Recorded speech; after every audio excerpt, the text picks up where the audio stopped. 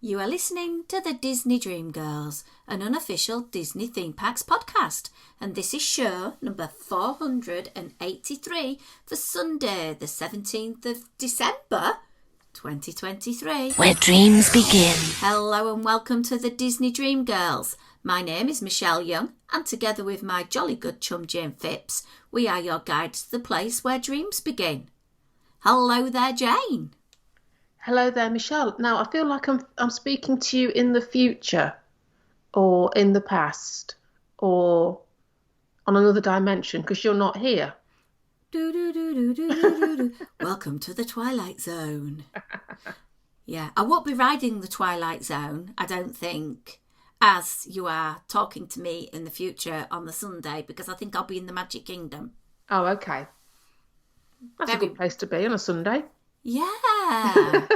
Yeah, because I don't know if I've told anyone. I'm going to Disney. Are you really, Michelle? I think I might have missed that memo. Yeah. I just need my head to get in the thought process of you going to Disney, because it's been work. Oh, Disney. Yes, it's kind of a bit of a.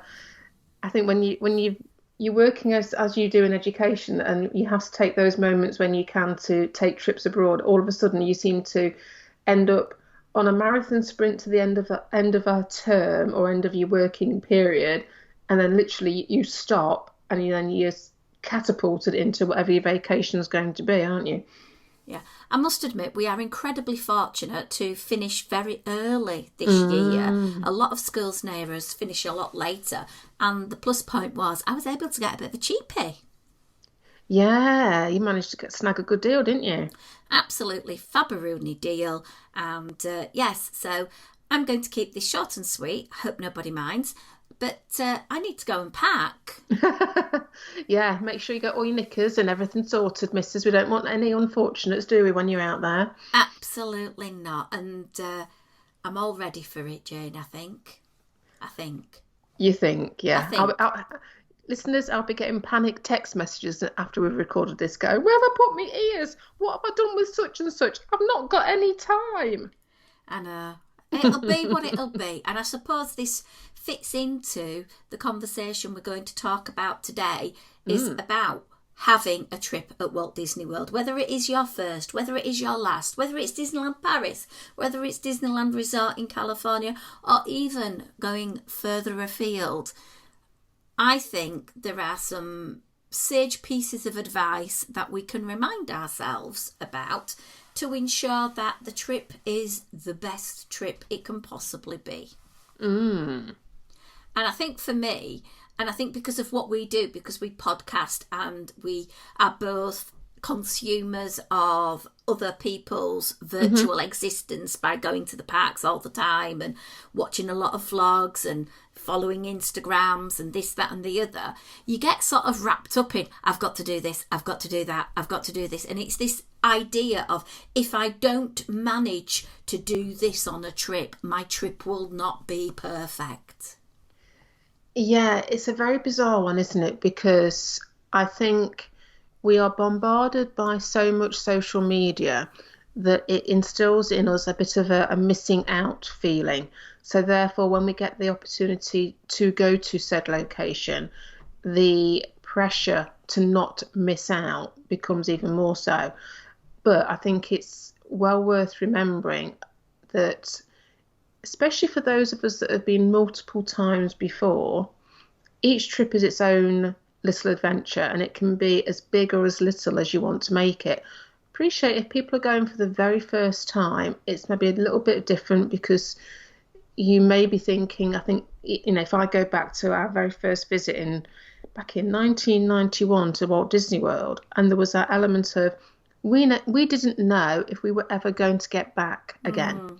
It was perceived to be that once in a lifetime trip, and therefore there was a little bit of, not quite as manic as it would be nowadays, but that element of trying to cram in as much of everything as we possibly could.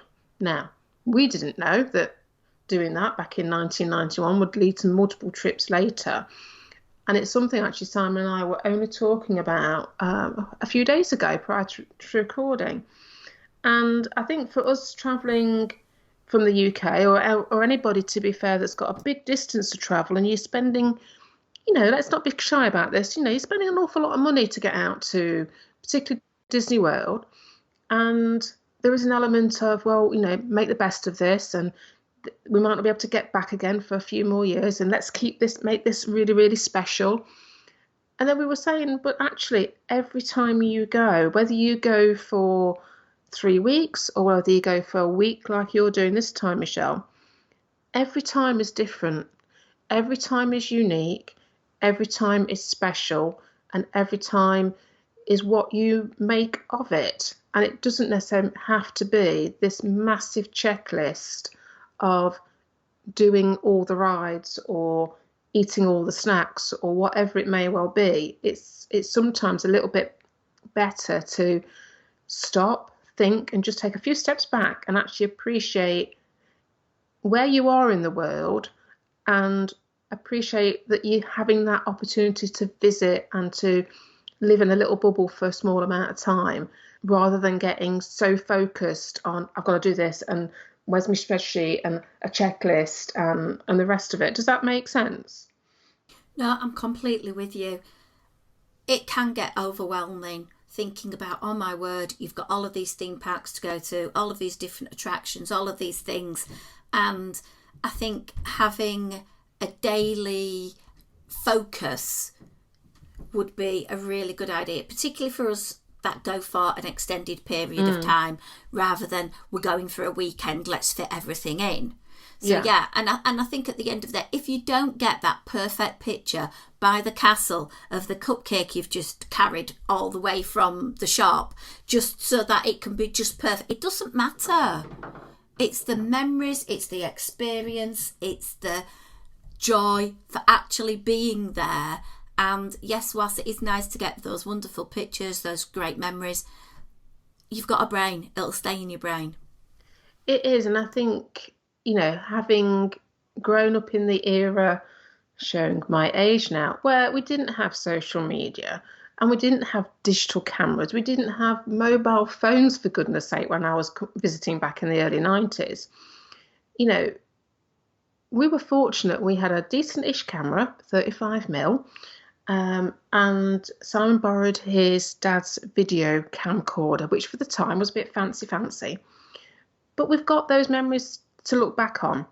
But we weren't spending all of our time, as I think we are prone to nowadays, looking at the phone, looking at the apps, wanting to get that Instagrammable picture, wanting to get the particular snack in front of the particular coloured wall, or whatever it may well be. And actually, I think there's something to be said for going back to those simpler times when you had just a boring old camera. And, I remember taking, 36 shots on a 35mm camera, and we would actually get those photos developed in Disney World. So we could have a look at the photos that we'd taken. So if we had made a bit of a boob and we hadn't got a photo of the castle or the whatever, we knew on the next roll of film we could go and do that, But I've got all those photos that I am trying to find time now to digitise. And you look at one little photo and it's of a fleeting moment, but all of a sudden it opens up in your brain all the memories that you remember from that visit, from that time. And I think there's something to be said for going a bit old school and not feeling attached to all the technology that we have, and not feeling that need to get the right post on Instagram, or put a post up on Facebook or whatever it is. And actually, you know what? You spent a lot of money getting there. Why don't you just put the phone in your pocket and actually look around you and experience? I'm not saying don't take the photos. I'm not saying don't do the social media posts, but it doesn't have to be the be all and end all of everything. Yeah. Another thing I think that you need to consider is that you could have 4 seasons in one day with regards to the weather. It could be blisteringly hot one minute, and then you have torrential lightning, thunder, rain pouring down, flooding the walkways, then it back to cracking the flags again with gorgeous, amazing sunny weather. And it could also dip and be a little bit cold. So I think you've got to consider this when packing. So for me, I'm going to be taking my sandals, I'm going to be taking my trainers, I'm going to be taking shorts, I'm going to be taking jeans, I'm going to take t-shirts, and then some layers. So, a nice light cardigan, a hoodie, a spirit jersey, so that I've got my options, so that I'm not having to go and cough up $70 to buy a jumper in the park when I don't really need it. It's just because I haven't planned for all eventualities. Yeah, I will have a confession. So we went to Disney World in 2004 at Christmas time, a little bit earlier than you're going. We went end of November through to about nowish actually, as we're recording. Had a lovely time. I was very thankful because we were travelling from the UK that I had got a pair of I think they were like cord jeans with me, because when we did Mickey's Very Merry Christmas Party, it was a bit of a chilly night. So I was very thankful I got a pair of long trousers with me at that point. But yeah, we had to do them. I remember being in Epcot with my mum and dad and the two kids and Simon, and we all made obligatory trip into what was then Mouse Gear and all came out with brand new fleeces because it had turned a little bit chilly and we weren't prepared for it. It's just getting that knowledge that you could have anything. And yeah. I think I've covered all my bases. And I think even going in summer, you've got to consider these things as well as in the winter time, because you just don't know. I'm hoping the temperatures are going to be in the high 60s, dropping to the 40s. So for those of you who aren't as sort of the Fahrenheit club like me, if you're the Celsius club, I think it's somewhere between 10 and 20 odd. Yeah. Roughly. Which, I mean, to be fair, in the day that's going to be really quite pleasant, isn't it? But I think it's that element of in the evening it will drop down, and that's when you could get caught a little bit on the cool side. Yeah. Food. Yes, we like food. Love a bit of Disney food. Mm-hmm. However, on this trip, I got really excited when I thought, I can book my dining plans and get everything in place. Yeah. And, I've now come up to the point where I'm sort of thinking, yes, actually, I don't really want to, on this trip, take a big chunk of time out to have a meal that's a sit down, you sit, you get your beverage, then you order your meal, then your meal comes, and then you might want a dessert. Before you know it, 2 hours, maybe a bit more, could have been taken out of my day. So for me, we have pared this back a drastic amount, and we are just going to go and try some of the seasonal offerings, and when we're hungry, we'll go and eat. And if we're not hungry, fine. But we'll try and be organised by getting those mobile orders booked in the morning, because the beauty is you can always change them about and delay it for a bit later as well. Because you know vaguely when you're going to be wanting to have your main meal of the day. Yeah. But I will try and avoid those really busy times of your peak lunch time and evening meal times, because I know it's going to be cray-cray. Yeah, I think that's probably one of the things to be mindful of, isn't it? Is just think about if you think, lunch is 12:30, then you're going to probably find that the vast majority of other people are thinking exactly the same. So either bring it forward or push it back, or if you're not bothered about seeing a parade, go and find something to eat then. There's those little hacks, isn't there? What's actually happening in the park? Is there a moment when and it applies to rides as well, when you might be thinking, actually, everybody's focused on that now, that would be a good time to eat. And if you, for example, if you bring forward your lunch eating, then naturally it would mean that your dinner at the end of the day is going to be brought forward a bit. So, by just tweaking one meal time, you kind of end up tweaking the next one as well. Or have a really late breakfast and then don't eat till, I don't know, say 4 o'clock-ish, something like that. And, you can do it that way. Yeah, agreed. Another big thing for me is my transportation. Because one thing I think people who've never been to Walt Disney World really can comprehend is how long it takes to get from one place to another. And this is dedicated to my lovely friend, Stephen Klemowska. Because Stephen seems to think you can get from one end of Walt Disney World to the other in the click of his fingers. Just like that. It's magic, Michelle. That's why. It is. We've got dining over at Animal Kingdom Lodge at 5:30. oh, we don't have to leave till about 5 o'clock. Wrong. Transportation, particularly this time of year or other busy periods, can take that short journey, can triple how long it should actually take. And I think being very aware of that and plan to be early to avoid being late is the best thing that you could possibly do. So, for example, for me, I will use an Uber because if I need to and I'm running late, I'd rather do that and use some of those simple little tricks where you can get the Uber, say, to the Polynesian and then get on the monorail. Yeah, I think otherwise, if you're going to rely completely on Disney transportation, which obviously you can do, like you said, Michelle, you need to be thinking farther in advance than you'd perhaps give yourself normally if you were like, oh yeah, we're going here, therefore. At the end of the day, Disney World is a hell of a size as far as property goes. And, when you go into somewhere like Animal Kingdom Lodge or Animal Kingdom that's on the edge of the property, and you might be Magic Kingdom area, it's a fair distance to travel. Then factor in just general traffic conditions, which, as you said, going at this particular time of the year could be worse anyway. And then just the factor that, as we all know, if you're waiting for a bus, what happens? Nothing comes along, then all three turn up at once. So it's that element of allowing for that to happen. And also looking beyond just the buses, boats, monorails, skyways. There's lots of different ways that you can get around. And perhaps sometimes the less obvious route may be the smoothest to take. Now, we all have mourned the tragic loss of the Disney Magical Express. I was thinking about this last night. How am I going to go from MCO to the Dolphin Hotel? Now, Mia's and the Sunshine Flyer have merged to one company.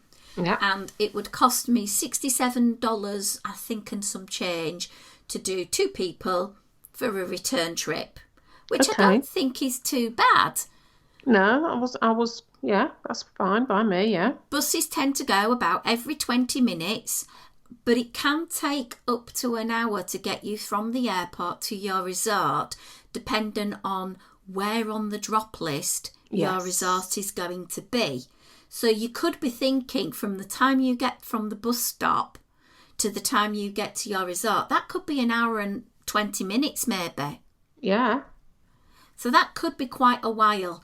So I was sort of umming and ahhing, and I know we land at 3:30 on the Saturday afternoon, and I've got it in my head, I want to go to Candlelight Processional that evening.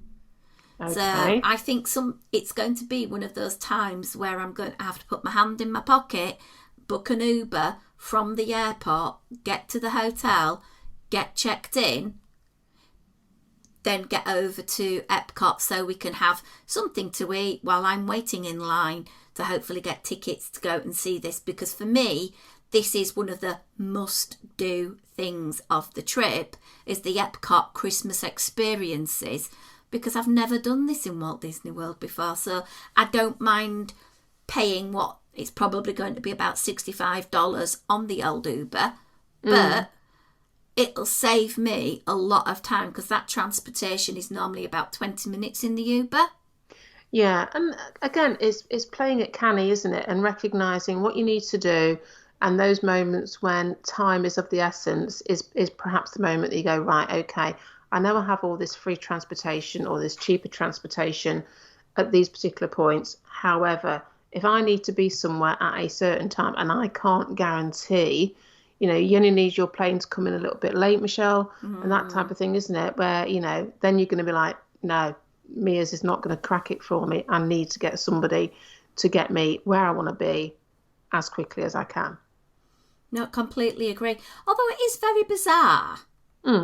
Because we're flying with Virgin, and we're flying from Manchester to MCO, and they're quoting us 9 hours 50. It's a bit long. That's what I thought. Oh no, I'm sure it's about 8 hours. Well, I would have said 9, but not 9 hours 50. Well, Maybe they're expecting a a windy trip? I don't know. I don't Maybe they know. have to go further afield flying from Manchester. I don't know. Anyway, so transportation, use the Ubers or buses, however you feel fit to get to where you need to be. Hmm.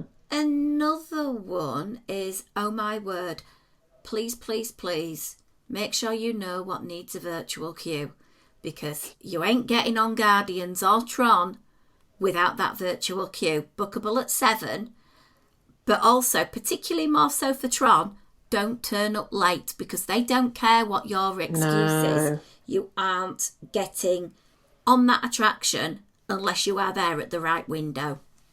And I Yeah. think having that in your mindset for when you're booking your park reservations and thinking about, right, what attractions am I going to hope to do today, that's going to be useful. Like for us, we have virtually booked every day where we're starting at Epcot.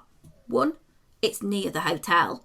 2, I want to get the Hubster on Guardians as many times as I physically can. And 2, once I'm at Epcot, it's incredibly easy to get to Hollywood Studios, Magic Kingdom, than it is anywhere else. So it's a nice little hub to start my day. The only spanner slightly in the works is Animal Kingdom, and to be quite honest, I'll get to the front desk of the hotel and probably just book an Uber. Yeah. But So, yeah, it's just planning, isn't it?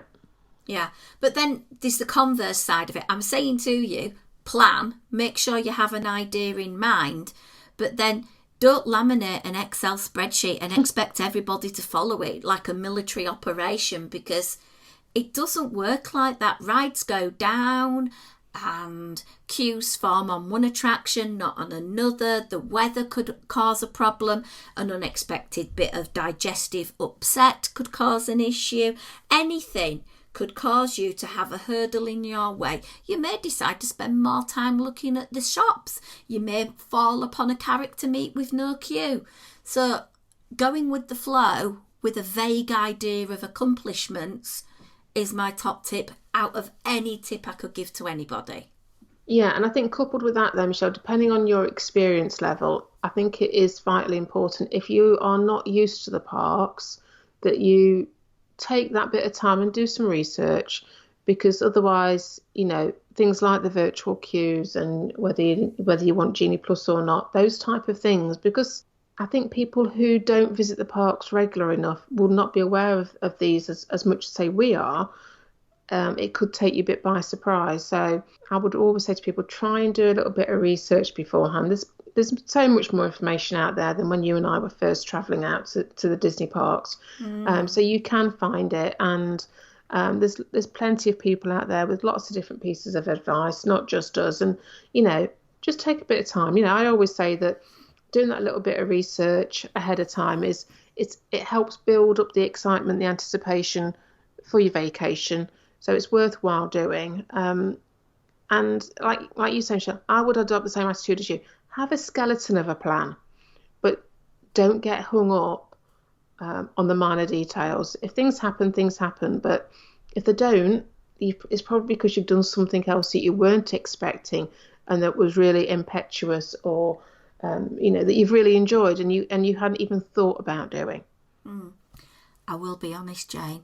I created an Excel spreadsheet. Well, I'm not surprised at that, Michelle. No surprise there. I forgot about it and I haven't printed it off. So I won't be even taking one with me. I know. I might email it to myself. That's what I'll do.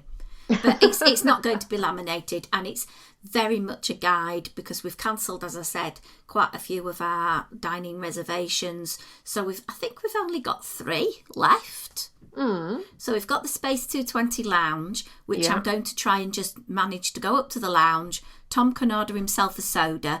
I'll have an iced water to see if we can get away with having the experience for under $5. Oh, interesting challenge, yeah. Yeah.